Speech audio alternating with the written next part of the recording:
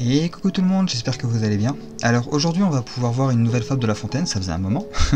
Et on va voir la tortue et les deux canards. Je vous laisse découvrir cette fable de suite.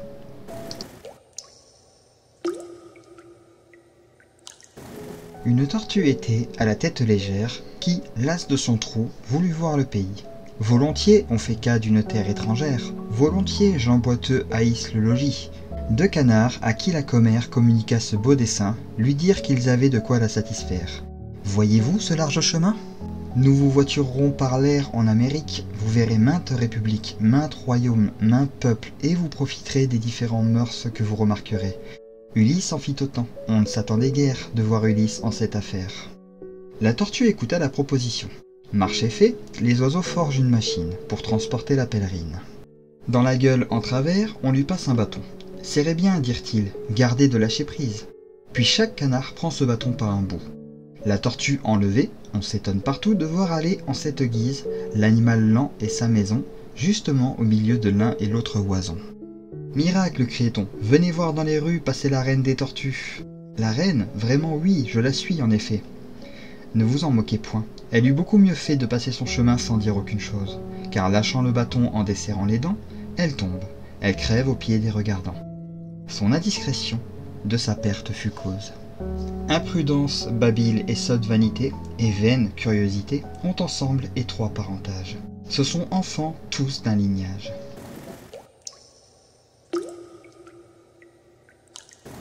Alors, pour la morale de cette histoire, j'ai fait un peu des recherches sur internet parce que j'avoue que cette fable est assez...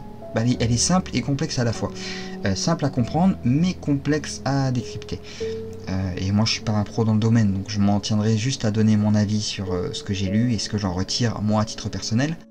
Mais du coup je vais pas vous donner les versions des morales que j'ai pu trouver sur internet, je vais plutôt vous donner simplement ma vision de la morale. Alors c'est ce que j'ai retiré en lisant ce texte. Je vais y arriver.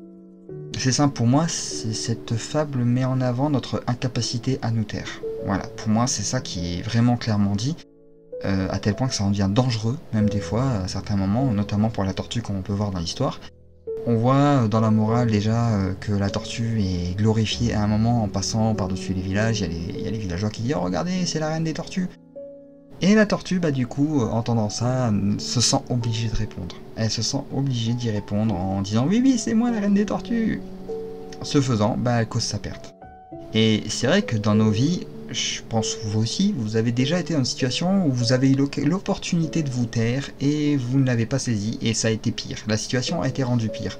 Moi j'ai connu pas mal, qui suis un gros parleur, j'ai même connu beaucoup de fois cette situation où j'aurais pu me taire et je ne l'ai pas fait, amenant la situation à empirer de façon parfois drastique. Mais je trouve que cette fable est assez judicieuse sur ce qu'elle développe parce que du coup c'est vrai que c'est un défaut, c'est à la fois une qualité et un défaut cette incapacité à se taire parce que ça fait un peu le charme de nos qualités, nos défauts, voilà tout simplement, ça fait partie de l'humain tout simplement je le dirais. Et il y a un autre truc qu'on peut voir dans la fable aussi, c'est que les canards conseillent justement à la tortue de pas desserrer les dents, de ne pas parler, tout simplement, ils lui disent voilà, faut rien dire. Vous gardez le bâton serré dans la bouche et vous ne pipez pas. Et la tortue ne suit pas ce conseil. Du coup on peut voir que il y a aussi ce fait que parfois il peut y avoir des gens dans notre entourage qui vont nous donner des bons conseils et on sera incapable de les suivre.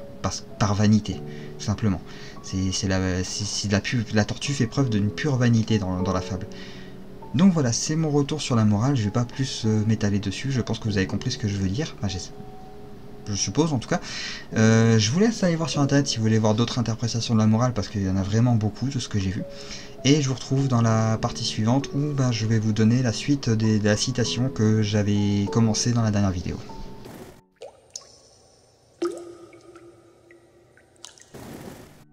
Voilà, donc pour l'anecdote, nous avions vu dans la dernière vidéo des Fables de La Fontaine une citation de Charles Perrault. Et il y avait une suite que je ne vous ai pas fait parce que c'était un peu long, donc je vais vous la faire dès maintenant. Le talent merveilleux que la nature lui donna lui a fait produire des ouvrages d'un agrément incomparable. Il s'y rencontre une simplicité ingénieuse, une naïveté spirituelle et une plaisanterie originale qui, n'ayant jamais rien de froid, cause une surprise toujours nouvelle. Ces qualités si délicates, si faciles à dégénérer en mal et à faire un effet tout contraire à celui que l'auteur en attend, ont plu à tout le monde, aux sérieux, aux enjoués, aux cavaliers, aux dames et aux vieillards, de même qu'aux enfants. Jamais personne n'a mieux mérité d'être regardé comme original et comme le premier en son espèce. Non seulement il a inventé le genre de poésie où il s'est appliqué, mais il l'a porté à sa dernière perfection, de sorte qu'il est le premier, et pour l'avoir inventé, et pour y avoir tellement excellé que personne ne pourra jamais avoir que la seconde place dans ce genre d'écrit. Les bonnes choses qu'il faisait lui coûtoient peu, parce qu'elles coulaient de source, et qu'il ne faisait presque autre chose que d'exprimer naturellement ses propres pensées, et se peindre lui-même. Son plus bel ouvrage, et qui vivra éternellement, c'est son recueil des fables d'Ésope qu'il a traduite et paraphrasé.